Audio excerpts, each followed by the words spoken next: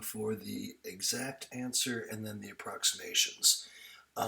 So it's just a quadratic formula problem, which it looks like you totally know how to do.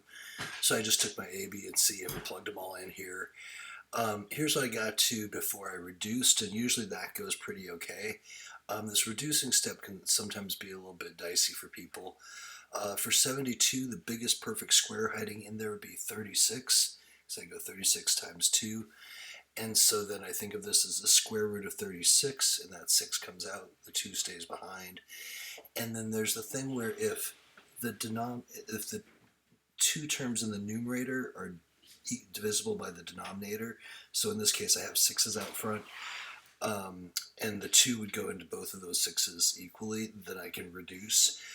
Say this had been 5 plus 6 root 2, then I would leave it right here because the 2 wouldn't go into both. And then you can't reduce under the radical because this one isn't under a radical, so you're just looking at those two coefficients.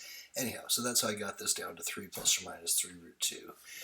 From there, I threw that into the calculator, and I got this decimal right here for the positive one, and then we're rounding to the hundredths. So this was a 2, so then that means that stayed a 4. And then likewise over here, same thing, but with a minus, and basically the same outcome. Let me know if you have questions.